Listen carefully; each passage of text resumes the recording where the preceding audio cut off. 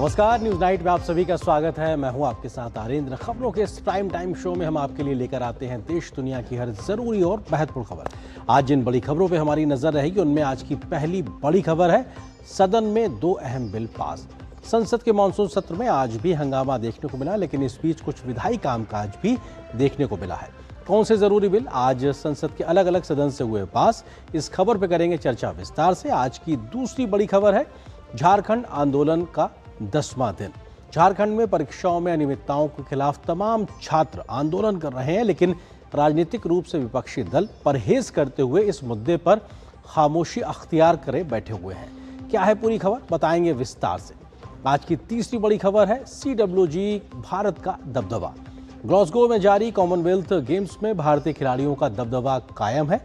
कौन रहे भारतीय पदक वीर, इस खबर को भी दिखाएंगे विस्तार से। शुरुआत करते हैं हेडलाइंस के साथ।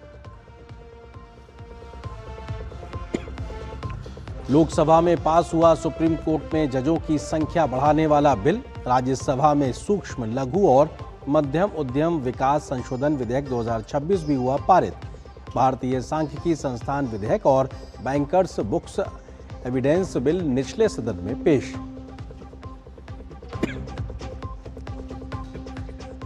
फेसबुक से पीएम मोदी का वीडियो हटाने पर IT मामलों की संसदीय समिति सख्त।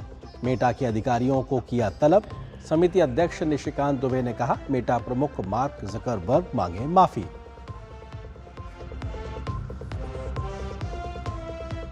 कर्नाटक में DK शिव कुमार की बढ़ी मुश्किलें। कैबिनेट विस्तार से पार्टी में बगावत। मंत्रिमंडल में जगह नहीं मिलने से एक विधायक ने दिया इस्तीफा। कांग्रेस कार्यकर्ताओं ने आलाकमान के खिलाफ की नारेबाजी।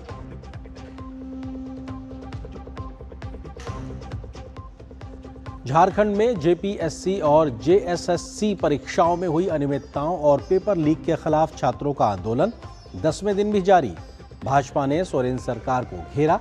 बाबूलाल मरांडी का सोरेन सरकार पर खुलेआम नौकरियां बेचने का लगाया गंभीर आरोप। और ग्लासगो में कॉमनवेल्थ खेलों में चमके भारतीय खिलाड़ी।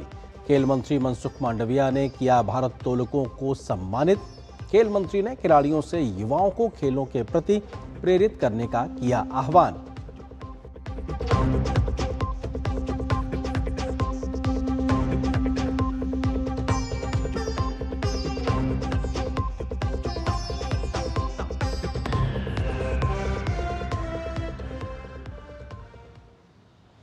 हेडलाइंस के बाद खबरों पर डालते हैं विस्तार से नजर। और पहले बात संसद के मानसून सत्र के तीसरे सप्ताह सरकार ने विपक्ष के हंगामे के बीच आज 2 महत्वपूर्ण विधेयकों को पास कराया।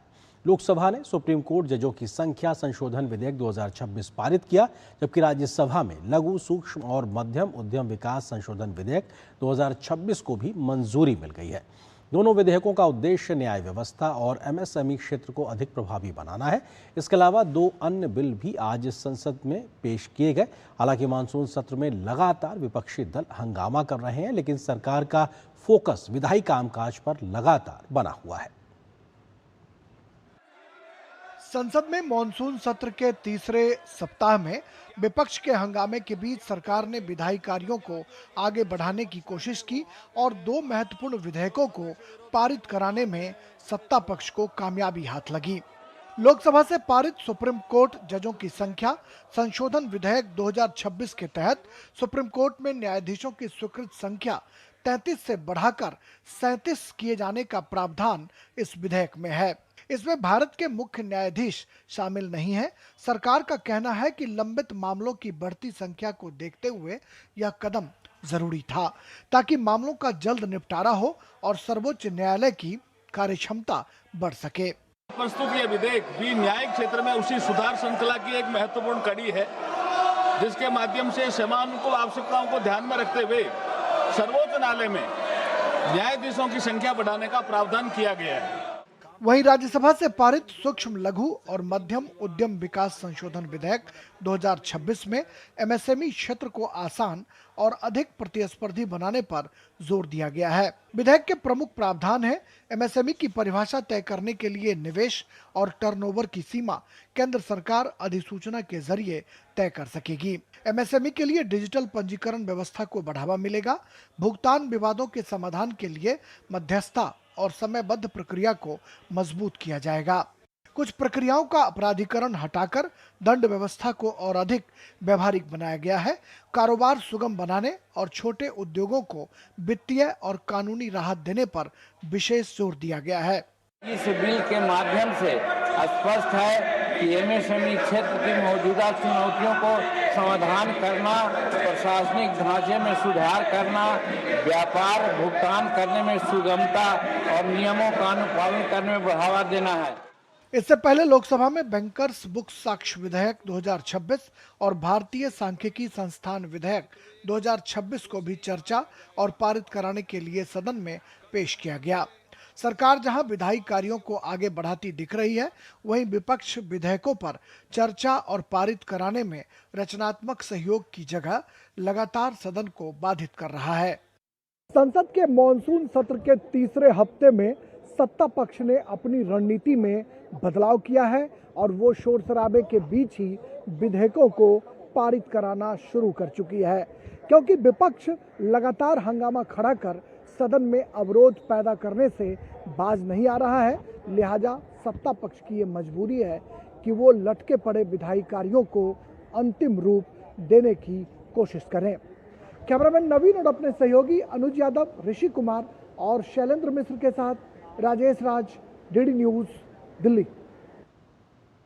तो संसद के दोनों सदनों से अलग अलग जिन महत्वपूर्ण विधेयकों को आज मंजूरी मिली है या ये उसके प्रमुख प्रावधान आपको हम बताते हैं। एक उच्चतम न्यायालय न्यायाधीशों की संख्या संशोधन विधेयक आज लोकसभा से पास हुआ है। क्यों ये महत्वपूर्ण है, इसको समझना भी जरूरी है। सुप्रीम कोर्ट में बढ़ी है लंबित मामलों की संख्या और अभी लगभग 92,000 से ज्यादा मामले इस वक्त सुप्रीम कोर्ट में ही लंबित हैं। 2025 में, सिर्फ एक वर्ष में 2025 में लगभग 75,000 से ज्यादा नए मामले सुप्रीम कोर्ट में ही दर्ज हुए और उनमें से 65,000 मामले ही निपटाए जा सके। यानी कि जो अंतर है लगभग 10,000 के आसपास महज एक साल में ही रहा। पिछली पेंडेंसी अलग है, इसलिए नए मामले और निपटाने में देरी की वजह से लंबित मामलों की संख्या सुप्रीम कोर्ट में बढ़ती जा रही है। ये अपने आप में न्यायपालिका पर लगातार एक दबाव के तौर पर तमाम बढ़ते केसेस दिखा रहे हैं।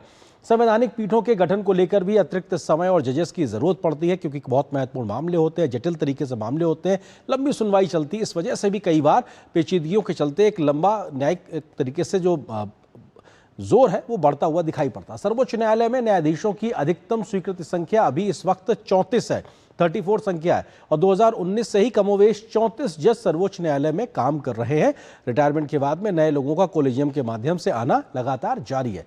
मुख्य न्यायाधीश के अतिरिक्त 33 की जगह 37 जजों के प्रावधान का ये जो बिल है यही आज लोकसभा से पारित हुआ। यानी कि 4 अतिरिक्त सुप्रीम कोर्ट के न्यायाधीशों के लिए इस बिल के माध्यम से एक व्यवस्था बनेगी, यानी कि जो पेंडेंसी है उसको कम करने में मदद मिलती नजर आएगी। तो ये महत्वपूर्ण बिल उच्चतम न्यायालय न्यायाधीशों की संख्या से संशोधन से जुड़ा हुआ था। इसके अलावा दूसरा महत्वपूर्ण बिल लघु, सूक्ष्म और मध्यम विकास संशोधन विधेयक, ये जो राज्यसभा से आज पास हुआ है, एमएसएमई के लिहाज से बहुत महत्वपूर्ण है।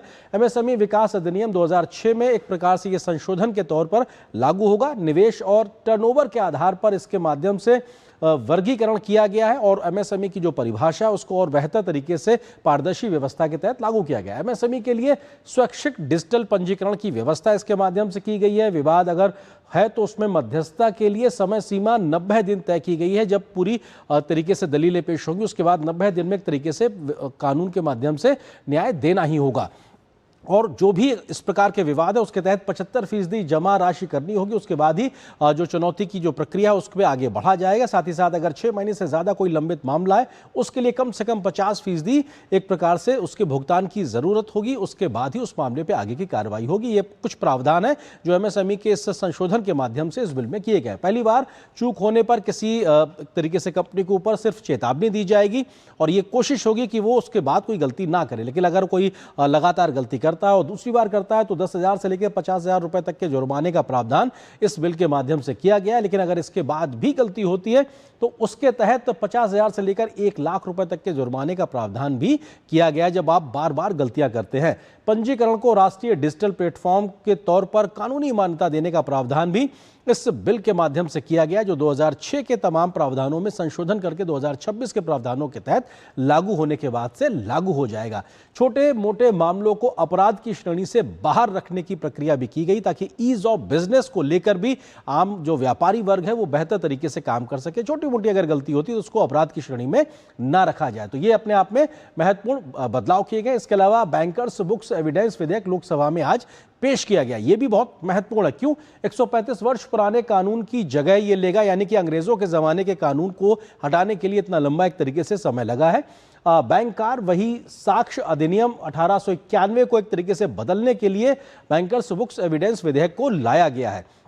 किस प्रकार से इसके प्रावधान किए गए? इसमें बैंकिंग रिकॉर्ड्स की प्रक्रिया डिजिटल की गई है। डिजिटल रिकॉर्ड्स हो, क्लाउड डेटा हो, इसको कानूनी तौर पे मान्यता मंजूरी देने का प्रावधान यहां पर किया गया, क्योंकि तकनीक बदल रही है। आज किताबों से निकल के बाद डिजिटल क्लाउड तक पहुंच गई है। अदालत में पेश नहीं करने होंगे मूल वही खाते या फिर सर्वर, जबकि प्रमाणिक डिजिटल कॉपी या प्रिंट आउट ही अपने आप में मान्य साक्ष्य के तौर पर स्वीकार किए जाएंगे। इस प्रकार की व्यवस्थाओं को लेकर नए प्रावधान लाए गए जो कि 135 वर्ष पुराने कानूनों को बदलाव में लेकर आएगा। वित्तीय जानकारी की गोपनीयता और डेटा सुरक्षा पर भी खासा जोर रखा गया ताकि वो गोपनीयता किसी भी व्यापारी या फर्म की बनी रहे। डेटा लीक हो, छेड़छाड़ हो, अनधिकृत उपयोग हो, इसके लिहाज से भी तमाम सुरक्षा उपाय अपनाए गए हैं और इस पर भी कड़े दंड के प्रावधान का प्रोविजंस इस पूरे बिल में साफ तौर पे दिखाई पड़ता है। भारतीय साक्ष्य संहिता के अनुरूप होगी डिजिटल साक्ष्य व्यवस्था और डिजिटल बैंकिंग कोर बैंकिंग के अनुरूप होगी कानूनी व्यवस्था। यानी कि इस प्रकार के प्रावधान के तहत बदली हुई डिजिटल व्यवस्थाओं को कैसे जमीनी तौर पर मूर्त रूप में लाया जाए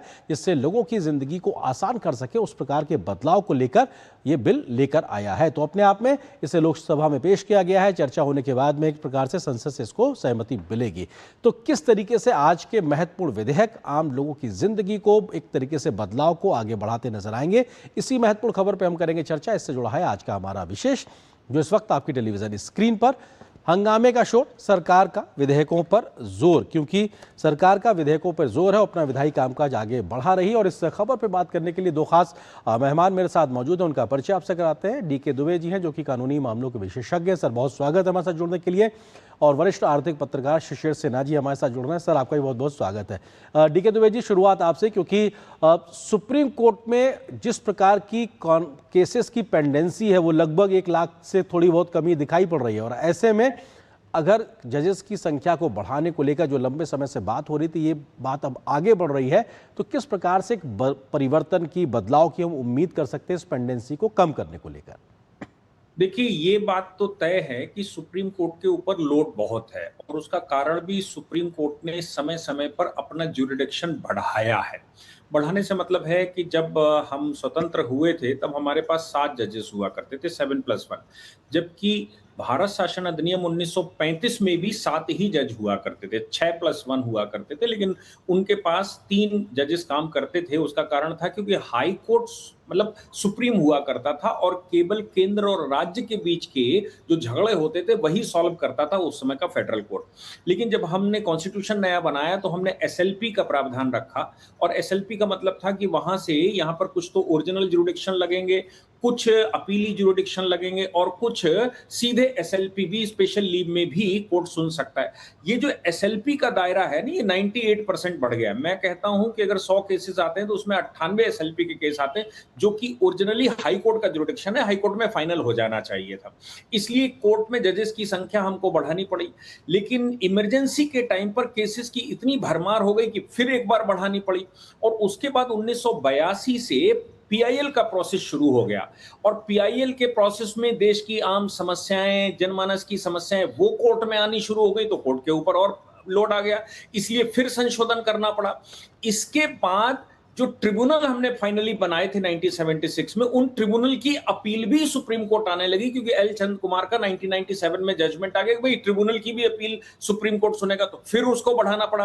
अभी क्या है, ये सारा जो प्रक्रिया है इसमें सामान्य जो केस ओरिजिनली सुप्रीम कोर्ट आने चाहिए। उसके अलावा अपीली जुरिडिक्शन, एसएलपी के जुरिडिक्शन, पीआईएल के जुरिडिक्शन और फिर ये जो उसकी अपीलें हैं, ये इतना भरमार हो गया है कि आपके पास जजेस कम पड़ गए और इसीलिए वो पेंडेंसी जाती है। क्योंकि जो रोजमर्रा के केसेस हैं, जैसे कभी दंगों के केस आने लगते हैं, कभी देश में कुछ बवाल हो रहा है उसके केस आने, कोर्ट का ज्यादातर टाइम उसी में चला जाता है। तो फिर जो जुरिडिक्शन का उनका काम है, जो उनका काम होना चाहिए, उसके लिए समय कम बचता है, इसलिए जजेस की आवश्यकता पड़ती है। और हमें लगता है जो पेंडेंसी है उसके अनुसार संसद की दायित्व बनता है कि भाई हम जो पेंडेंसी है वो ना रहे, इसलिए जजेस के नए जजेस के अपॉइंटमेंट की आवश्यकता है और उनकी संख्या बढ़ाने की जरूरत है। सरकार ने वैसा किया। बिल्कुल, विधायिका ने एक तरीके से उस दिशा में बेहतर काम करके आगे बढ़े हैं। शिशिर जी, क्योंकि ये बहुत महत्वपूर्ण है और एमएसएमई सेक्टर की जब बात होती है और देश के रोजगार की रीढ़ के तौर पे, अर्थव्यवस्था के सबसे महत्वपूर्ण पहिए के तौर पे हम उसको देखते हैं और ऐसे में 2006 के तमाम प्रावधानों को 2026 के इस बिल के माध्यम से बदला जाना क्या किस तरीके से व्यवहारिक है और क्या बड़े बदलाव जो एक आम व्यापारी को समझने के लिहाज से जरूरी हैं? शिशिर जी। देखिए, दो तीन चीजें हैं। सबसे पहली चीज जो बहुत ही महत्वपूर्ण है वो है कि जो भुगतान पाने में विलंब होता है, देरी होती है, उसकी प्रक्रिया को और सरल और सहज बनाने की कोशिश की गई है। अब आप इसको इस तरीके से समझ लीजिए कि मान लीजिए कि मीडिएशन की बात आती है। मीडिएशन का मतलब मध्यस्थता के जरिए आप भुगतान का निपटारा कर लें। मान लीजिए कि मामला भुगतान मध्यस्थता के जरिए निपट नहीं पाता है, तो फिर आपके लिए आर्बिट्रेशन यानी कि पंचायत का है और इन दोनों के लिए एक समय सीमा तय कर दी गई है। तो आपके लिए भुगतान पाने की जो व्यवस्था है वो काफी सरल हो जाएगी। एक दूसरा, अगर आप देखिए कि जो एमएसएमई की परिभाषा होती है, वो परिभाषा में अभी के समय में अगर मैं बात करूं तो जो भी क्राइटेरियाज हैं उसकी जगह पे दो बहुत ही सरल सी बात कही गई कि कितना कुछ निवेश किया गया है, कितना कुछ कारोबार है। अब निवेश और कारोबार की अगर आप याद करें तो 2 साल पहले के बजट में प्रावधान किया गया था, इसको बढ़ाया गया था। अब अगर और भी कोई बदलाव करनी तो वो अधिसूचना के जरिए जो है वो की जा सकती है। ये दूसरी बड़ी बात है। तीसरी बड़ी बात है कि जो पंजीकरण की प्रक्रिया है, आपके लिए एक डिजिटल पंजीकरण की प्रक्रिया, जितने भी मझोले आकार के उद्योग हैं उनके लिए पंजीकरण अनिवार्य होगा, लेकिन बाकी जो माइक्रो और स्मॉल है यानी कि सूक्ष्म और लघु जो है वो एक स्वैच्छिक होगा। देखिए, पंजीकरण कराने का एक बड़ा फायदा ये होता है कि आप औपचारिक व्यवस्था में आते हैं और उस औपचारिकरण की वजह से आपके लिए तमाम कहा जाए कि संगठित क्षेत्र के जो संसाधन है वो मिलने में आपको आसानी होती है। तो ये कुछ खास बातें हैं इस विधेयक की। अब इसे राज्यसभा ने पारित कर दिया है, अब लोकसभा में आएगा और मुझे उम्मीद है कि लोकसभा में भी इस पर कोई बहुत ज्यादा परेशानी नहीं होनी चाहिए और ये कानून बनने के बाद जो हमारे सूक्ष्म मझोले और लघु उद्योग जो है इनकी बेहतरी का रास्ता और आसान हो। जी, डीके दुबे जी, क्योंकि हम बात सुप्रीम कोर्ट में न्यायाधीशों के संख्या को बढ़ाने को लेकर प्रावधान जो बिल आज पास हुआ लोकसभा से उसका हम जिक्र कर रहे हैं, कैसे अगर सुप्रीम कोर्ट की ही बात की जाए तो लगभग 92,000 के आसपास में पेंडेंसी है और कई कॉन्स्टिट्यूशनल बेंचेस के चलते भी कई बार बड़ा पेचीदे मामलों की एक लंबी सुनवाई की फहरिस्त होती है। अब जब हम इस प्रकार की व्यवस्थाओं को आगे देख रहे हैं, आपको लगता है कि एक उम्मीद बनती है कि इस दिशा में तेजी से कोर्ट्स हमारी काम करती नजर आएंगी, क्योंकि 37 के साथ साथ जो सीजीआई होंगे उनको मिलाकर 38 संख्या हो जाती है ऐसे में? देखिए, एक बात तो समझ लेनी चाहिए कि कोर्ट अपनी पूरी क्षमता से काम करता है और क्षमता से काम करने का मतलब भारत के कोर्टों के ऊपर जितना लोड है विश्व के किसी कोर्ट के ऊपर इतना लोड नहीं है। तो दिन में बहुत बड़ी संख्या जो पिटिशंस की आती है उनको वो डिस्पोज करते हैं, भले ही उसमें रिलीफ मिले या ना मिले, लेकिन उसको डिस्पोजल करते हैं। तो कोर्ट के ऊपर लोड तो है। इसके साथ जैसा मैंने कहा कि हमारे यहाँ आजकल हर बात को लेकर सुप्रीम कोर्ट जाने की नई चलन चल गया है कि साहब बेल भी अगर लेनी है तो सुप्रीम कोर्ट से लेनी है और सुप्रीम कोर्ट फिर वापस भेजेगा। सुप्रीम कोर्ट डिसमिस करेगा तो भी वो 2, 4, 5 मिनट 10 मिनट लेगा ना, अगर वो डिसमिस भी करेगा तो भी 10-20 मिनट खाएगा और पूरा स्टाफ लगेगा। इसलिए कोर्ट के ऊपर जो लोड है उस लोड को सरकार क्या कर सकती है, ये तो कोर्ट का जुरिडिक्शन है, कोर्ट को जो करना है और जो इस स्पीड में वो करते हैं। सरकार जो कर सकती है वो है इंफ्रास्ट्रक्चर प्रोवाइड कर सकती है, जजेस की संख्या बढ़ा सकती है, कंसोलिडेटेड फंड पर लोड बढ़ा सकती है। सरकार ने अपने स्तर पर वो काम किया है कि जिस स्तर पर, जैसे आपने कहा कि 90,000 केसेस आए और 65,000 डिसाइड हुए, तो अभी जो बाकी के केसेस हैं इनके लिए हमें निश्चित तौर से जजेस की आवश्यकता पड़ेगी, कोर्ट्स की आवश्यकता पड़ेगी। उसको पूर्ण करने के लिए सरकार काम करती करती है तो उम्मीद ये की जानी चाहिए कि इससे एक बहुत बड़ा लोड कोर्ट का जो जी। है वो कम होता दिखाई देगा। जी। लेकिन देखना ये भी है, जैसे मैंने आपको पूरी हिस्ट्री बताई, कि जैसे जैसे कोर्ट ने अपना जुरिडिक्शन बढ़ाया है, जो ओरिजिनली उनको जुरिडिक्शन दिया गया था वो उसमें भी तो मामले 7 एक प्रकार जजेस से sufficient। बढ़ते चले गए। डीके दुबे जी, आपसे ही सवाल, क्योंकि अभी जो बात मैं शिशिर जी से कर रहा था जिस एमएसएमई संशोधन को लेकर, उसमें भी सरकार का ये प्रावधान है कि छोटे मोटे केसेस को एक प्रकार से हम उसको अपराध की श्रेणी से हटाते हैं। और हमने ये महज इस कानून के माध्यम से नहीं, तमाम उसमें देखा है प्रावधानों बदलावों में, जहां पे छोटे मोटे चीजों को आपराधिक प्रवृत्ति से निकालने की कोशिश रहती है ताकि यही पेंडेंसी कम हो सके। आपको लगता है ये प्रयास भी अपने आप में एक बेहतर सोच को दिखाता है? देखिए, मैं आपको एक बात बताऊं कि क्राइम जो होता है ना, वो पीनल लॉज में डिसाइड होता है कि भाई ये करने से अपराध होगा, लेकिन पीछे कालांतर में सरकारों ने इकोनॉमिक भूलों को भी क्राइम बता दिया। और इकोनॉमिक भूल हो गई, कोई कोई किसी प्रकार का कोई क्लरिकल मिस्टेक हो गई और उसको अपराध की श्रेणी में लाकर पेनाल्टी, हैवी पेनाल्टी, क्योंकि सरकारों का मानना ये रहा कि जितनी हैवी पेनल्टी लगाएंगे उतना ये सही करेंगे। जो मुझे लगता है कि व्यापारिक वर्ग को देश के व्यापार के लिए, देश के जो इस समय जिस हिसाब से देश की ग्रोथ चल रही है उसके लिए बड़ा खतरनाक है, क्योंकि अगर वो कोर्टों में ही अटके रहेंगे तो व्यापार क्या करेंगे। इसलिए जो इकोनॉमिक गलतियां हैं, जो उनके चार्टर में गलतियां हैं, उनको अगर ऑफेंस की कैटेगरी से एटलीस्ट बाहर कर दिया जाए, अगर बहुत ज्यादा है तो उन पर पेनल्टी लगाकर किया जा सकता था कि इकोनॉमिक उसने गलती की है तो इकोनॉमिक पेनल्टी लगाएं। मैं समझता हूं कि सरकार के इस कदम से व्यापारी वर्ग और देश में ईज ऑफ डूइंग बिजनेस को बहुत बड़ा बल मिलेगा। जो मिलना चाहिए था, जो नहीं होना चाहिए था, वो हो गया, लेकिन अभी सरकार उसको सही करने की कोशिश ठीक करने की कोशिश कर रही है। शिशिर जी, सवाल इस बात को, क्योंकि बैंकर्स बुक्स एविडेंस विधेयक है वो भी लोकसभा में पेश किया गया है, और कैसे 135 साल पुराने प्रावधानों को बदलने की प्रक्रिया और आज के डिजिटल युग में उस प्रकार की व्यवस्थाओं के साथ आगे बढ़ने का प्रयास है। आपको लगता है कि वक्त की जरूरत थी, देर हुई, लेकिन कम से कम उस दिशा में तेजी से अब आगे बढ़ने का वक्त आ गया? बिल्कुल, इसमें दो तथ्य बहुत ही महत्वपूर्ण है। एक, जैसा कि यह है कि रिकॉर्ड, यानी कि जो कुछ भी खाता या जो कुछ भी दस्तावेज आपको उपलब्ध कराने हैं वो किसी भी स्वरूप में हो सकता है, इलेक्ट्रॉनिक भी हो सकता है और कागजी भी हो सकता है। दूसरा, यहाँ पर ध्यान रखिए कि अभी के समय में बहुत सारे मामले डिजिटल अरेस्ट और डिजिटल फ्रॉड के हो रहे हैं, और उसमें जो लेन देन होता है उसके जो डिजिटल रिकॉर्ड उपलब्ध होते हैं उसको कैसे पेश किया जाए, उसको अदालतों में कैसे पेश किया जाए, ये भी इस कानून के जरिए, इस विधेयक के कानून बनने के बाद संभव हो सकेगा।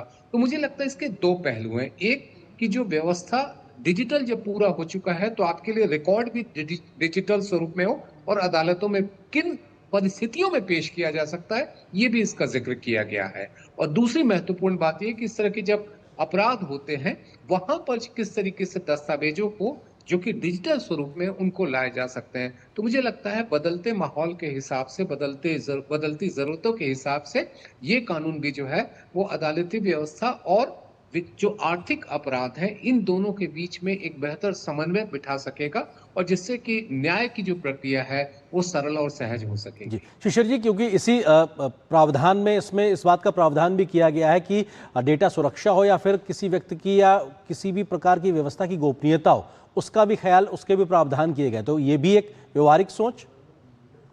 बिल्कुल, अगर आप याद करिए तो जो पर्सनल डेटा प्रोटेक्शन एक्ट है उसके बाद ये कानून जो आया है जो कि डिजिटल रिकॉर्ड की बात करता है, तो डिजिटल रिकॉर्ड में एक ग्राहक की जो भी जानकारी उसको गोपनीय बनाए रखना बहुत ही जरूरी हो जाता है। लेकिन अदालत में अगर जरूरत पड़ने के मुताबिक पेश किया जाए तो वो किस स्वरूप में पेश किया जाए, तो एक तरफ आप ग्राहकों की गोपनीयता भी बनाए रखेंगे और दूसरी तरफ जो अदालत की जरूरतें हैं, मामले को निपटारा करने के लिए जो जरूरतें हैं, जो व्यवस्था जो चाहिए, वो भी इस कानून के जरिए बनाए गए। तो संतुलन बनाने की कोशिश की गई है। जी डीके दुबे जी, क्योंकि अब तकनीकी युग में सरकार कई प्रकार के इस कानून में भी, जहां पे बैंकिंग बुक्स की हम बात करते हैं, वहां पर भी डिजिटल साक्ष्य को एक प्रकार से प्रमाणिक मान्यता देना, और हमने पूर्व के भी कई प्रावधानों और कानूनों में इस प्रकार की व्यवस्थाओं को देखा है जहां पर अब डिजिटल साक्ष्य को प्रमाणिकता दी गई है कि हाँ साहब उसको एक साक्ष्य माना गया। ये भी बहुत जरूरी है, कम से कम उस दिशा में जब आपके पास ऐसी प्रमाण हो और उसकी एक कानूनी वैधता हो जाती है। सुप्रीम कोर्ट का एक श्रेया सिंघल का जजमेंट आया था, जिस जजमेंट में उन्होंने कहा था कि भाई जो डिजिटल रिकॉर्ड्स हैं, वो डिजिटल रिकॉर्ड या साइबर क्राइम के मामलों में इनकी एक्सेप्टेबिलिटी होनी चाहिए जब तक कि उस पर डिस्प्यूट खड़ा ना हो। जब हमने ये नए क्रिमिनल लॉस पास किए तो हमने कहा कि भाई फॉरेंसिक साइंस से हम इसको करवाएंगे, लेकिन जो सबसे बड़ा सवाल रहता है वो है एविडेंसेस का, कि भाई कोर्ट में अगर 3 साल मुकदमा चलता है तो चलता ही क्या है, 3 साल मुकदमा सिर्फ एविडेंस पर चलता है। अगर कोई डिजिटल रिकॉर्ड है और डिजिटल रिकॉर्ड ही बन रहा है तो उसकी एक्सेप्टेबिलिटी सीधी क्यों नहीं होनी चाहिए? उसका हम प्रिंट आउट निकालें, फिर उसको क्रॉस वेरीफाई करें, फिर वो मैनुअली कोर्ट में लाया जाए, सबमिट किया जाए, फिर उसका मैनुअल वेरिफिकेशन हो। इसमें किसी भी केस में 2 से 3 साल लग जाते हैं। तो जब डिजिटल मामला आ चुका है और अभी तो हम डिजिटल एक्ट भी पास करने जा रहे हैं, तो डिजिटल जब हो चुका है तो क्यों नहीं डिजिटल मामलों में जो सारे ऑनलाइन, जैसे बैंकिंग है ऑनलाइन हम करते हैं, हम बैंक जाते भी नहीं आजकल, आज की तारीख में बैंकें खाली दिखाई पड़ती हैं क्योंकि हम डिजिटली सब कुछ करते हैं। तो फिर उसका जो रिकॉर्ड मेंटेन होता है, हमने डिजिटल सिग्नेचर के प्रावधान कर दिए हैं कि भाई डिजिटल सिग्नेचर होगा तो क्रॉस वेरीफाई हो सकता है, यानी कि उसके डुप्लीकेशन की संभावनाएं कम कर दी हैं। तो फिर क्यों नहीं वो रिकॉर्ड के रूप में कोर्ट में प्रस्तुत हो और जो 2-3 साल सिर्फ एविडेंस में लगते हैं उसको रिड्यूस किया जा सके। मैं समझता हूं इससे अच्छी पहल हमारे यहां हो नहीं सकती केसेस को रिड्यूस करने के लिए या कोर्ट का लोड कम करने के लिए। बिल्कुल, और ईज ऑफ डूइंग बिजनेस हो या फिर ईज ऑफ लिविंग हो, उस लिहाज से ही तमाम फैसले आज के मौजूदा जिसका हम जिक्र कर रहे हैं, इससे पहले भी पूर्ववर्ती तमाम फैसले उस दिशा में बहुत महत्वपूर्ण रोल अदा करते नजर आते हैं। बहुत शुक्रिया आप दोनों मेहमानों का हमारे साथ जुड़ने के लिए, इस खबर पर विस्तार से बात करने के लिए। और यहाँ पर एक छोटे से ब्रेक के लिए रुकते हैं। ब्रेक के उस पार जब वापस आएंगे तो खबर दिखाएंगे झारखंड की, जहां पर छात्रों का आंदोलन आज 10वें दिन भी जारी है। क्या है पूरी खबर, विस्तार से नजर छोटे से ब्रेक के बाद।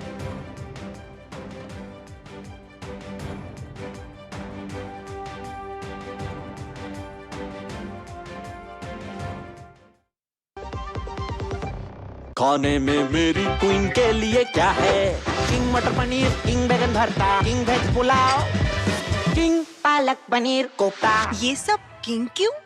क्योंकि ये सब बना है MDH किचन किंग से का बॉस। MDH किचन किंग, असली किचन किंग। MDH। वाह, गाय तुम्हारी माता है ना? तो पशुहार के नाम पर जहर क्यों खिलाता है? अनसन हटा, दिल से खिला, सिर्फ कपिला, देश का नंबर 1 पशु आहार। वीडियो लाइक करने के पैसे मिलेंगे? So easy. अनजान लिंक्स पर क्लिक मत कीजिए। RBI कहता है जानकार बनिए, सतर्क रहिए। मेरी पसंद, मेरी पसंद, मेरी पसंद, मेरी पसंद, हमारी पसंद, हम सबकी पसंद। मजबूत देश का मजबूत सरिया हो गया स्टील। ओ हरी भैया, अरे वाह, खेतों में कौन सी फसल लगाए हो? 12 महीने कमा कर दे ऐसी फसल। क्या? मैंने नया व्यवसाय शुरू किया है। उसके लिए पैसे? इसमें किसी निवेश की जरूरत ही नहीं। अच्छा मुखिया जी। अरे मुखिया जी नमस्ते। अरे हरी, कब आ रहे हो? आप बस चलिए, मैं पहुंचता हूं। अब मैं LIC एजेंट हूं। LIC एजेंट बनो, अब बड़ा सोचो। हमारी वेबसाइट पर जाएं या अपनी नजदीकी LIC शाखा से संपर्क करें। जरा सोच के देखिए, आपके पास कुछ ऐसा है जो आपकी दुनिया बदल सकता है। जानते हैं क्या? आपका अपना सोना। सोना क्या नहीं कर सकता? सोना आपको अपने सपनों का घर दिला सकता है, आपके बच्चों का भविष्य बना सकता है। सोना आपकी हर इच्छा पूरी कर सकता है। तो भारत की सबसे बड़ी gold loan NBFC Muthoot finance से गोल्ड लोन लीजिए और फिर देखिए सोना क्या नहीं कर सकता। मुथूट फाइनेंस, जहां विश्वास ही परंपरा है। कॉल कीजिए 1-800-313-1212। गोल्डी छोले मसाले, जहाँ जाएं रिश्ते बनाएं। गोल्डी लाए हैं फ्रेश लॉक टेक्नोलॉजी, जो रखे मसालों को हर समय फ्रेश। और ब्रेक के बाद अब खबर झारखंड से। झारखंड में प्रतियोगिता परीक्षाओं की तैयारी कर रहे युवाओं का भविष्य एक बार फिर से सवालों के घेरे में है। JPSC और झारखंड कर्मचारी चयन आयोग की भर्ती परीक्षाओं में धांधली और भ्रष्टाचार के गंभीर आरोपों को लेकर राज्य की राजधानी रांची रण क्षेत्र बनी हुई है। रांची के जयपाल सिंह मुंडा स्टेडियम से लेकर अल्बर्ट एक्का चौक तक हजारों अभ्यर्थी सड़कों पर है। रांची की सड़कों पर उतरा युवाओं का ये सैलाब किसी राजनीतिक दल का नहीं बल्कि राज्य के उन होनहारों का है जिनके सपनों पर सिस्टम की ढिलाई और भ्रष्टाचार ने पानी फेर दिया है। भर्ती परीक्षाओं में गड़बड़ी के आरोप लगाते हुए छात्र कई दिनों से अनिश्चितकालीन धरने पर बैठे हुए हैं।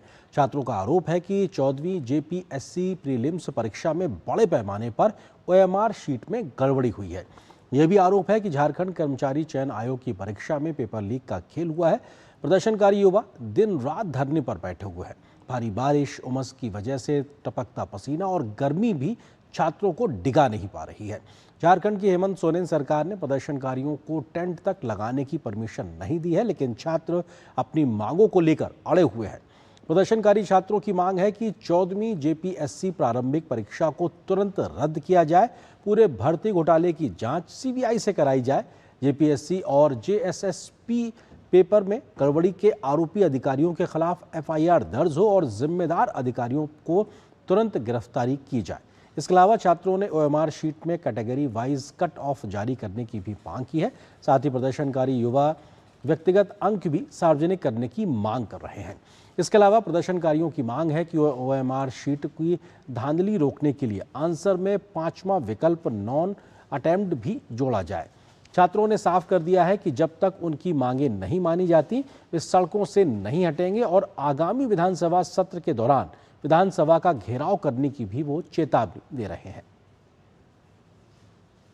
5 साल से मतलब एक भी एग्जाम ठीक से लिया गया है झारखंड में का, एक भी एग्जाम नहीं। कोई में पेपर लीक, कोई में क्वेश्चन पेपर बेचा गया है, कोई में सीट पूरा धांधली बेचा जा रहा है। बताइए एक इंसान के 5-5 नौकरियां, पूरा स्टूडेंट झारखंड के यहाँ क्या बेच रहा है झाल मुरी। सबसे पहले विधानसभा घेराव करेंगे और उसके बावजूद भी सरकार नहीं मानती है कि हम लोग युवा भूख हड़ताल करेंगे सर। क्यों? क्योंकि हम सरकार के खिलाफ हम न्याय मांग रहे हैं, हम भीख नहीं मांग रहे हैं सर। आप अपने ओहदे के साथ इंसाफ नहीं करते हैं। आपको हमने तख्तुताज दिया है, पद पे बैठाया है, क्यों बैठाया है? ताकि आप करप्शन पे करप्शन करो, यहाँ के युवाओं का हक खाओ। लोकतांत्रिक प्रक्रिया में लोगों को सुनना होगा, जनता की आवाज को सुनना होगा। यदि आवाज नहीं सुनती है तो हम लोग उलगुलान की बिरसा के रूप में उलगुलान की तैयारी रूपरेखा करेंगे। तो छात्रों की मांग सीबीआई जांच की है, लेकिन सरकार इस मामले की जांच सीआईडी से करा रही है। इस बीच भाजपा ने आरोप लगाया है कि सरकार युवाओं के भविष्य से खिलवाड़ कर रही है। प्रदेश के पूर्व मुख्यमंत्री बाबूलाल मरांडी का आरोप है कि भर्ती परीक्षाओं में धांधली हुई और नौकरियां बेची गईं। उन्होंने दोषियों की जल्द गिरफ्तारी की मांग की है। भाजपा का कहना है कि इस मुद्दे को विधानसभा सत्र के दौरान भी उठाया जाएगा। भाजपा सांसद निशिकांत दुबे का कहना है कि छात्रों को न्याय दिलाने की लड़ाई जारी रहेगी। Jharkhand public service commission, Jharkhand staff selection commission में केवल भाई भतीजावाद और भ्रष्टाचार हुआ है। जो झारखंड के बच्चे हैं वो जेन्युइनली नौकरी नहीं कर पा रहे हैं, उनको नौकरी नहीं मिल पा रही है। जो गरीब बच्चे हैं उनको तो और भी नहीं मिल रही है। इसके लिए झारखंड में लगातार आंदोलन चल रहा है। मैं कहता हूं कि भाई वहाँ पेपर लीक नहीं है, वहाँ तो बेचा जा रहा है नौकरी को। 20 लाख में, 25 लाख में, 50 लाख में, करोड़ में जेपीएससी में चला गया है। चेयरमैन से लेकर के सदस्य और उस दफ्तर में जो लोग भी पदाधिकारी हैं उन सारे लोगों के ऊपर एफआईआर करिए, उनको सब गिरफ्तार करिए। बीजेपी का आरोप है कि सरकार साम दाम दंड भेद की नीति अपना रही है ताकि अपनी जायज मांगों को लेकर प्रदर्शन कर रहे छात्रों को किसी भी तरह उठाया जा सके। आरोप है कि छात्रों को बारिश से बचने के लिए टेंट और तिरपाल लगाने की परमिशन न देना भी सोरेन सरकार की दमनकारी नीति का हिस्सा है। 10 दिनों से झारखंड के हजारों छात्र धरने बैठे हुए जयपाल सिंह स्टेडियम पर, और वो सरकार तेल में कान में तेल लगा के सोई है। कारण बड़ी मछलियों को पकड़ने का डर। और जहां पर जयपाल सिंह स्टेडियम पर जहां छात्र हजारों की संख्या बैठे हैं, वहां से मात्र 1 किलोमीटर दूर मुख्यमंत्री आवास है। इन 10 दिनों के अंदर सरकार का एक अदना सा अधिकारी उनसे संवाद करने नहीं गया, उल्टे त्रिपाल लगाने की इजाजत नहीं मिली।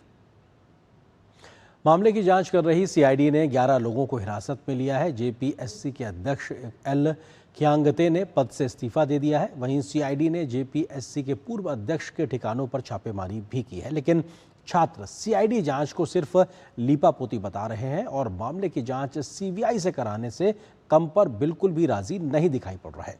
झारखंड में छात्रों का आंदोलन अब सिर्फ भर्ती परीक्षा तक सीमित नहीं रहा है, बल्कि ये सरकार की विश्वसनीयता और भर्ती प्रक्रिया की पारदर्शिता पर भी बड़ा सवाल बन चुका है। अगली खबर का रुख करते हैं। प्रधानमंत्री नरेंद्र मोदी के एक वीडियो को सोशल मीडिया प्लेटफॉर्म फेसबुक से हटाए जाने पर सूचना प्रौद्योगिकी की संसदीय समिति ने सख्त रुख अपनाया है। संसदीय समिति की आज हुई बैठक में समिति के कई सदस्यों ने मेटा के अधिकारियों से तीखे सवाल पूछे। इस दौरान मेटा के अधिकारियों ने प्रधानमंत्री का वीडियो गलती से हटाए जाने का जिक्र करते हुए इसके लिए माफी भी मांगी है। मेटा के अधिकारियों ने संसदीय समिति को बताया कि सिस्टम में तकनीकी खराबी के कारण प्रधानमंत्री मोदी का वीडियो अनजाने में डिलीट हो गया था, लेकिन समिति के सदस्य संतुष्ट नहीं हुए। समिति के सदस्यों ने कहा कि मामला सिर्फ माफी मांगने का नहीं, बल्कि इसके लिए पूरी जवाबदेही तय करने का है। बैठक में सदस्यों ने नाराजगी जताते हुए वीडियो हटाने के जिम्मेदार मेटा के अधिकारियों के खिलाफ सख्त कानूनी कार्रवाई की मांग भी सामने रखी है। इस हाई प्रोफाइल बैठक के बाद सोशल मीडिया कंपनियों की जवाबदेही को लेकर बहस एक बार फिर से तेज हो गई है। आईटी संसदीय समिति के अध्यक्ष निशिकांत दुबे ने कहा कि प्रधानमंत्री मोदी के वीडियो हटाने के मामले में मेटा चीफ मार्क जकरबर्ग को माफी मांगनी चाहिए। उनका जो माइंडसेट वो देश को डिस्टेबलाइज करने का है, और जब भारत के प्रधानमंत्री का जो है वीडियो उतारा जा सकता है, और उन्होंने खुद स्वीकार किया कि 5 घंटे तक उतारा, 12:30 बजे रात से लेके सुबह 5 बजे तक जो है वो कंटेंट गायब रहा, तो ये बड़ी सीरियस बात है। हमारी कमेटी ने 2 चीज़ें कही हैं, स्पष्ट तौर पर कही हैं कि ये माफ़ीनामा जो वो माफ़ी मांग रहे हैं, ये माफ़ीनामा जकरबर्ग के तरफ से आना चाहिए, और ये जकरबर्ग नहीं देते हैं तो जो सेफ हार्बर का जो प्रोटेक्शन है उनको सेक्शन 79 में, वो सेफ हार्बर का प्रोटेक्शन उनसे वापस ले लेना चाहिए। दरअसल बीती 23 जुलाई को प्रधानमंत्री नरेंद्र मोदी के अपने आधिकारिक फेसबुक अकाउंट पर एक वीडियो शेयर किया था। छात्रों को संबोधित करते हुए पेपर लीक पर सख्त कार्रवाई और कानून बनाने का आश्वासन दिया, लेकिन कुछ समय बाद ये वीडियो अचानक फेसबुक से हटा दिया गया। इस मामले में विवाद बढ़ने के बाद सोशल मीडिया कंपनी मेटा ने सफाई दी। मेटा ने वीडियो हटने को एक तकनीकी गड़बड़ी बताया। इस घटना पर सूचना प्रौद्योगिकी की संसदीय समिति ने मेटा के अधिकारियों को तलब किया। बैठक में मेटा के अधिकारियों से घटना पर कई तीखे सवाल पूछे गए। संसदीय समिति ने कहा कि मामला केवल माफी मांगने का नहीं, बल्कि जवाबदेही भी तय करने का है। संसदीय समिति ने मेटा के जिम्मेदार अधिकारियों पर कार्रवाई की पुरजोर मांग रखी है। और यहां पर कुछ और खबरों से पहले एक छोटे से ब्रेक के लिए रुकते हैं। हिंग देना, वो वाली MDH की सुपर हींग। जिन्होंने यूज किया है वो जानते हैं असली हींग का स्वाद। MDH सुपर हींग, शुद्धता का असली तड़का। असली मसाले सच सच MDH। हरियाणा, जहां कारोबार को मिलते हैं नए पंख। माननीय प्रधानमंत्री श्री नरेंद्र मोदी जी के मार्गदर्शन में मुख्यमंत्री नायब सिंह सैनी के नेतृत्व में ईज ऑफ डूइंग बिजनेस की नई इबारत लिखी जा रही है। वर्ष 2014-2015 में राज्य का मर्चेंडाइज एक्सपोर्ट केवल 32,086 करोड़ रुपए था, जो वर्ष 2024-25 में बढ़कर 1,61,707 करोड़ रुपए के अभूतपूर्व स्तर तक पहुंच गया है। हरियाणा अब देश की निर्यात राजधानी बनने की ओर अग्रसर। इन्वेस्ट हरियाणा पोर्टल पर 250 से ज्यादा ऑनलाइन सेवाएं, डीबीटी के माध्यम से सीधे लाभार्थियों के खाते में अनुदान, डिजी लॉकर और ई फाइलिंग की सुविधा। मुख्यमंत्री जी के डिजिटल विजन ने बनाया कारोबार को और भी आसान।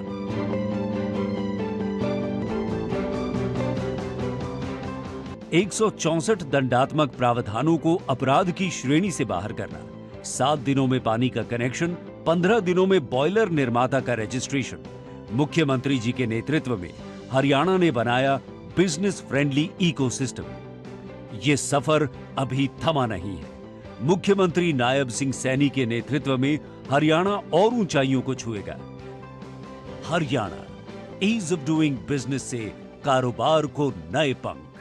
बच्चों को ये तो पता है कि जब तक पापा है तब तक सब सही है, पर उन्हें ये नहीं पता कि कल अगर पापा नहीं रहे तो क्या होगा, क्योंकि आपने तो टर्म इंश्योरेंस लिया ही नहीं।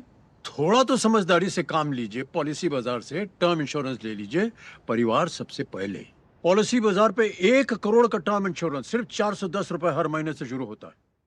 जब धरती चीर कर निकलता है लोहे का पत्थर और मिलता है मोंगिया के जोश से, फिर तपता है, पिघलता है और बनता है फौलाद।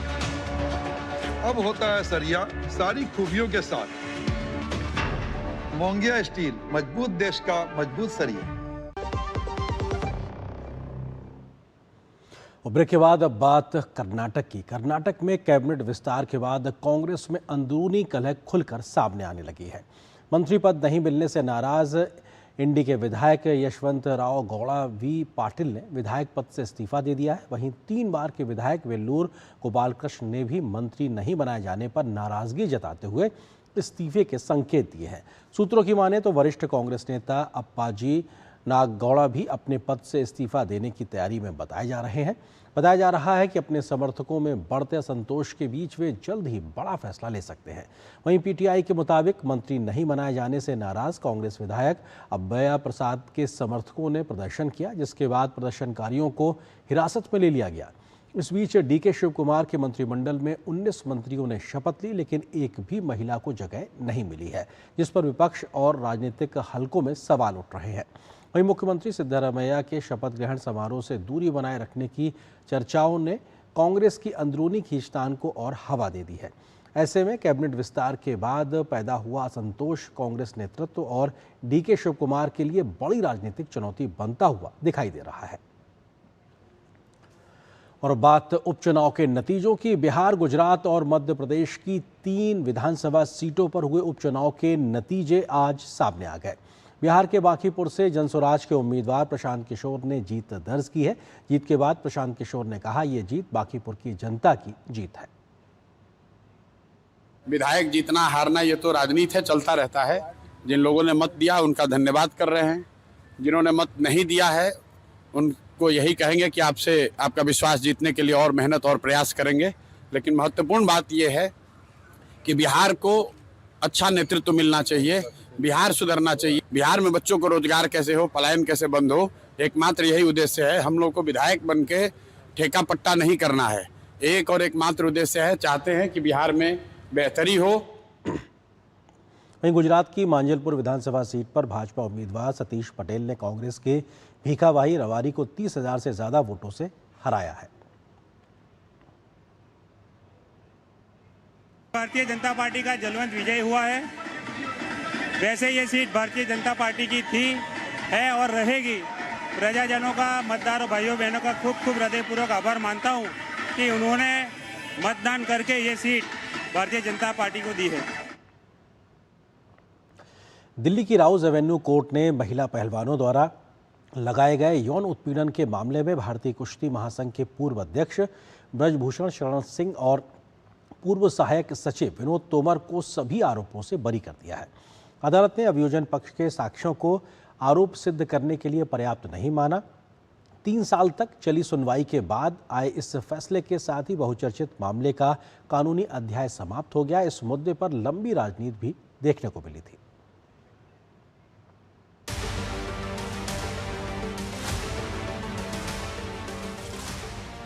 दिल्ली की राउज एवेन्यू कोर्ट ने महिला पहलवानों की शिकायत पर दर्ज यौन उत्पीड़न मामले में भारतीय कुश्ती महासंघ के पूर्व अध्यक्ष ब्रजभूषण शरण सिंह और पूर्व सहायक सचिव विनोद तोमर को बरी कर दिया है। अतिरिक्त मुख्य न्यायिक मजिस्ट्रेट अश्विनी पवार ने दोनों आरोपियों को आरोपों से मुक्त करते हुए कहा कि अभियोजन पक्ष उपलब्ध साक्ष्यों के आधार पर आरोप साबित करने में सफल नहीं रहा है। अदालत ने 2 जुलाई को फैसला सुरक्षित रख लिया था, जिसके बाद अब यह फैसला सुनाया गया है। फैसले के बाद ब्रजभूषण शरण सिंह ने अदालत के निर्णय पर संतोष व्यक्त किया है। उन्होंने कहा कि उन्हें शुरू से ही न्यायपालिका पर भरोसा था और अदालत ने उन्हें और विनोद तोमर को सम्मानपूर्वक बरी कर दिया। आपको कोर्ट ने बाइज्जत बरी कर दिया है। पहली प्रतिक्रिया क्या है? आज वो मेरा विश्वास कायम रहा, न्यायपालिका ने उसको प्रमाणित कर दिया। इसको लेकर के हम, हमारे समर्थक, हमारे चाहने वाले बहुत खुश हैं, प्रसन्न हैं। 38 दिनों तक धरना प्रदर्शन रहा। तमाम राजनीतिक पार्टियों के कई सारे आपके विरोधी भी थे, कई सारे उसमें ऐसे चेहरे थे जिनको आप बहुत प्यार भी करते हैं, उन्हें पहचानते भी हैं। ऐसे तमाम लोग जंतर मंतर पे आते रहे और एक तरह से पूरा धरना स्थल बन गया था। उनको कोई संदेश देंगे, कोई खास मैसेज? आत्म अवलोकन करने की ज़रूरत है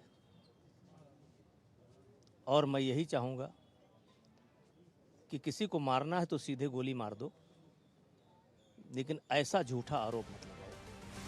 ब्रिजभूषण शरण सिंह के वकील राजीव मोहन ने कहा कि अदालत ने बचाव पक्ष की दलीलों को स्वीकार करते हुए दोनों आरोपियों को बरी करने का फैसला सुनाया है।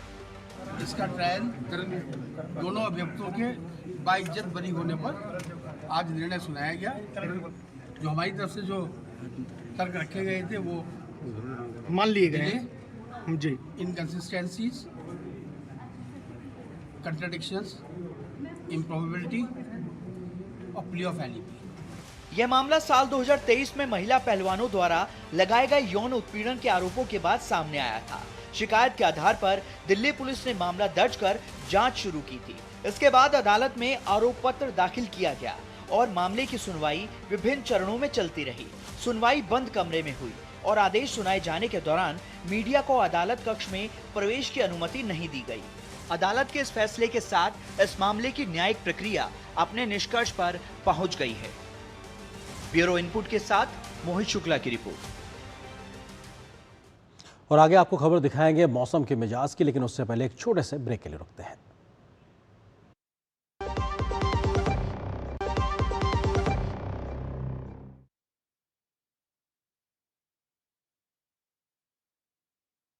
सस्ते वाले दाल मसाले स्वाद हुआ बेकार। MDH की हल्दी मिर्ची धनिया करे कमाल। ये रंग दे, ये खुशबू दे, ये तीखा, ये कम पड़े। क्या निराला MDH मसाला। घर में नया काम करवाया है, पढ़ी लिखी स्मार्ट बहू जो आई है। मम्मी जी स्मार्ट तो आप हैं, घर में दो लक्ष्मी एक साथ ले आई हैं। दो लक्ष्मी? एक घर में, एक वहाँ ऊपर। PM सूर्य घर। ओह, सोलर भी तो घर की लक्ष्मी ही है, बिजली बिल जीरो जो कर देती है। स्मार्ट है बहू मेरी, सब ऊपर वाले की दया है मम्मी जी। PM सूर्य घर मुफ्त बिजली योजना का लाभ उठाएं, 78,000 रुपए तक की सब्सिडी भी पाएं। अब बिजली बिल होगा जीरो। हर घर सूर्य घर।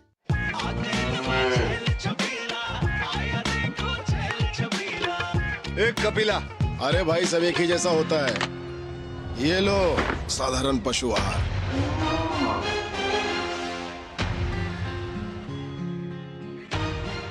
इस देश की हर माँ, बच्चे, बूढ़े, जवान, खिलाड़ी, डॉक्टर, इंजीनियर, सबको गाय भैंस की दूध की शक्ति पर भरोसा है। पर जब इन पशुओं को कपिला पशु आहार मिलेगा, तभी तो दूध सिर्फ ज्यादा ही नहीं, शक्ति से भरपूर भी होगा। और ये सच जानते हुए चंद पैसों के लिए तुम देश का भरोसा तोड़ दो। कपिला पशु आहार, देश का नंबर 1 पशु आहार। यार कैसे ले पाएंगे घर? नहीं, आज गर्मी बहुत है ना? यस, बहुत ही ज्यादा। पापा घर खरीदने की प्लानिंग इज नॉट इजी। विनी, लॉन्ग टर्म सेविंग्स का बेस्ट प्लान बताना। LIC protection plus plan. LIC और सेविंग्स। यस, इसमें इंश्योरेंस और फंड्स दोनों में इन्वेस्ट करके गोल्स के हिसाब से सम अश्योर्ड एडजस्ट कर सकते हो।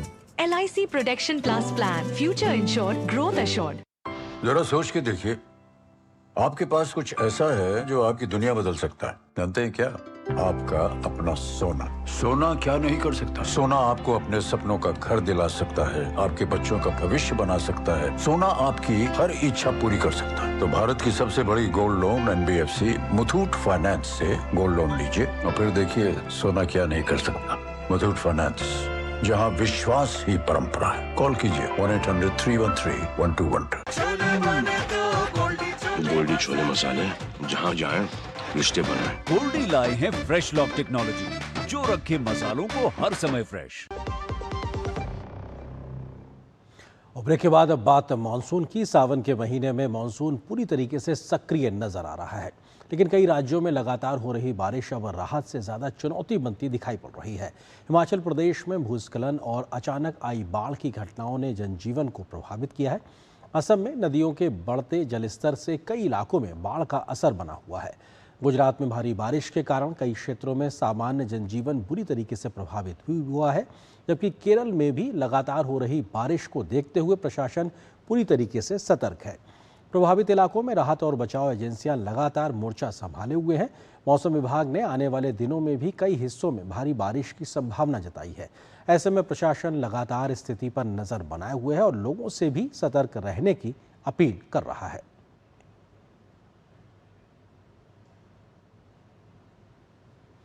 और अब बात पाकिस्तान की। पाकिस्तान अधिकृत कश्मीर में बढ़ते विरोध में अब सेना और सरकार की मुश्किलें और बढ़ा दी हैं। रावलाकोट से उठी आंदोलन की चिंगारी अब रावलपिंडी, कराची और इस्लामाबाद तक पहुंच चुकी है। उधर खैबर पख्तूनख्वा में भी हालात काफ़ी बिगड़े हुए हैं। प्रदर्शन, पुलिस कार्रवाई, चुनावी विवाद और विद्रोहियों के हमले के बीच पाकिस्तान कई मोर्चों पर लगातार घिरता दिखाई पड़ रहा है। ये देखें, ये मुजफ्फराबाद में ये क्या खून की होली खेली जा रही है। ये देखें, ये हमारे नेता लोगों पर गोलियों की बौछार। पाकिस्तान के कब्जे वाले कश्मीर में हो रहे उत्पीड़न, दमन और अत्याचार की गूंज रावलाकोट से निकलकर अब सेना प्रमुख आसिम मुनीर की चौखट रावलपिंडी तक पहुंच चुकी है। पीओके में सुरक्षा चुनौतियों का सामना कर रहे मुनीर और शहबाज की मुश्किलें काफी बढ़ गई हैं। पीओके में पिछले 2 महीनों से चल रही सेना की बर्बरता के खिलाफ रविवार को रावलपिंडी प्रेस क्लब के बाहर छात्रों ने भारी विरोध प्रदर्शन किया, लेकिन उन्हें रोकने के लिए पहले से ही तैनात पुलिस की भारी नफरी ने वही रवैया यहां भी दोहराया जो रावलाकोट से मुजफ्फराबाद तक करती आ रही है। पुलिस ने छात्रों को रोकने के लिए बड़े पैमाने पर गिरफ्तारियां की और भीड़ को हटाने के लिए लाठीचार्ज भी किया। हर सूरत आप लोगों ने इस मूवमेंट को जारी रखना है। इंशाअल्लाह नज़ीर जब तक हमारी डिमांड पूरी नहीं होती तब तक हम एहतजाज रिकॉर्ड करवाते रहेंगे। हमें इनसे कोई खौफ नहीं है। रावलपिंडी क्या। और यहाँ पर एक और छोटे से ब्रेक के लिए रुकते हैं। ब्रेक के उस पार जब वापस आएंगे तो खबर होगी कॉमनवेल्थ गेम्स की, जहां भारत का दबदबा लगातार बना हुआ है। क्या है खबर, विस्तार से नजर छोटे से ब्रेक के बाद।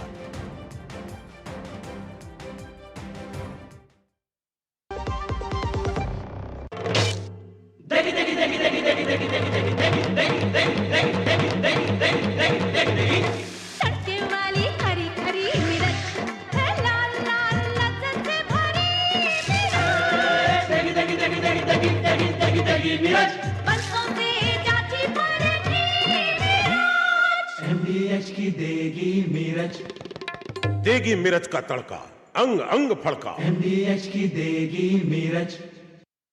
भारत की सबसे बड़ी gold loan NBFC Muthoot finance से गोल्ड लोन लीजिए और फिर देखिए सोना क्या नहीं कर सकता। कॉल कीजिए 1-800-313-1212। पता है, लोग अक्सर मुझसे पूछते हैं कॉल सेंटर का स्टेडी जॉब क्यों छोड़ा। I wanted more out of life, बस मैंने अपना स्टार्टअप शुरू किया। जानना चाहोगे कैसे?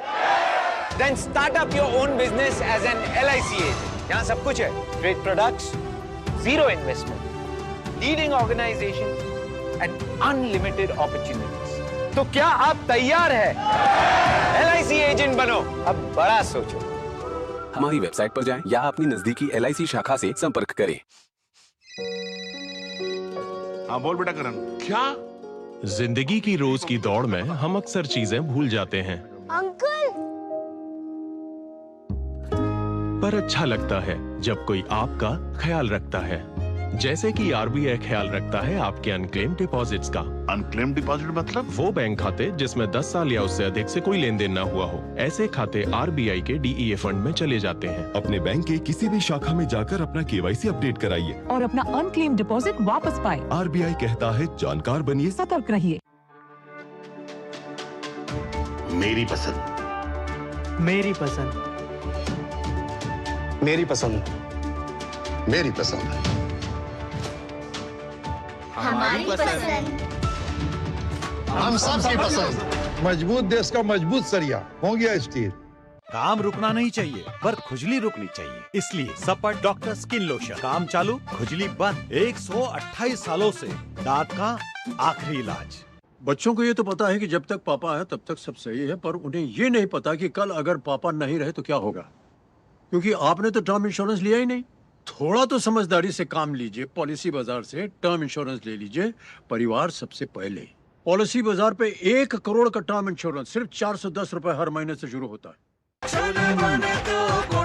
गोल्डी छोले मसाले, जहाँ जाए रिश्ते बनाए। गोल्डी लाए हैं फ्रेश लॉक टेक्नोलॉजी, जो रखे मसालों को हर समय फ्रेश। और ब्रेक के बाद खबर खेल के मैदान से। भारत ने राष्ट्रमंडल खेल 2026 में अपने अभियान का समापन 13 स्वर्ण के साथ कुल 39 पदक जीत कर किया है। इस बार के राष्ट्रमंडल खेल में भारत के सामने पदकों के अवसर पहले की तुलना में कम थे। कई पारंपरिक पदक दिलाने वाले खेल इस बार कार्यक्रम का हिस्सा ही नहीं थे। फिर भी भारत ने पदक तालिका में चौथा स्थान हासिल किया है। भारतीय खिलाड़ियों ने अपने प्रदर्शन से ये साबित कर दिया कि अब देश की खेल शक्ति कुछ चुनिंदा खेलों तक ही सीमित नहीं रह गई है। देखिए ग्लासगो से हमारे संवाददाता नारायण सिंह की यह खास रिपोर्ट। मुझे दीजिए अनुमति। नमस्कार।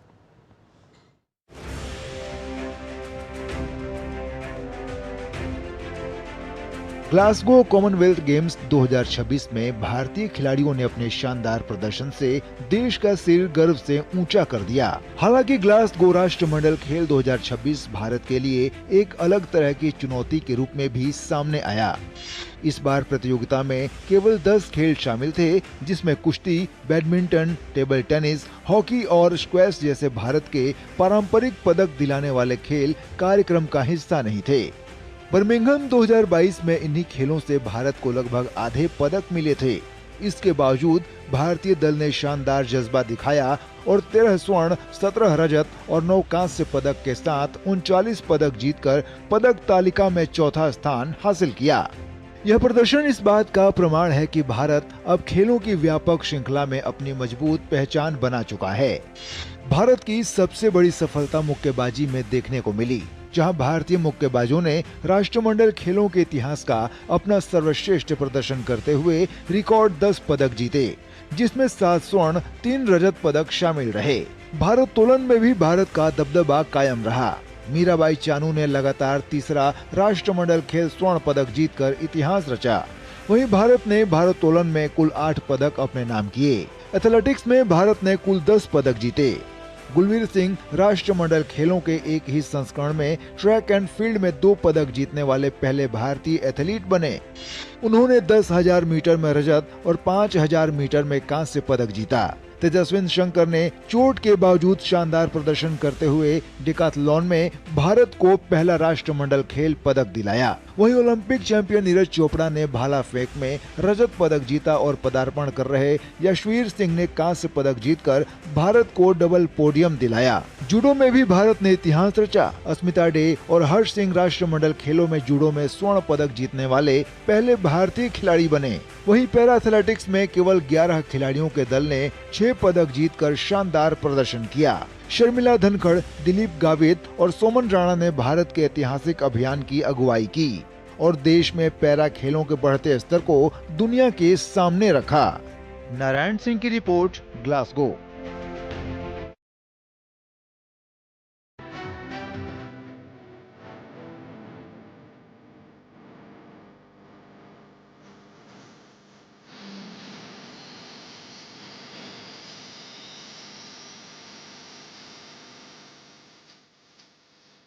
न्यूज नाइट के प्रायोजक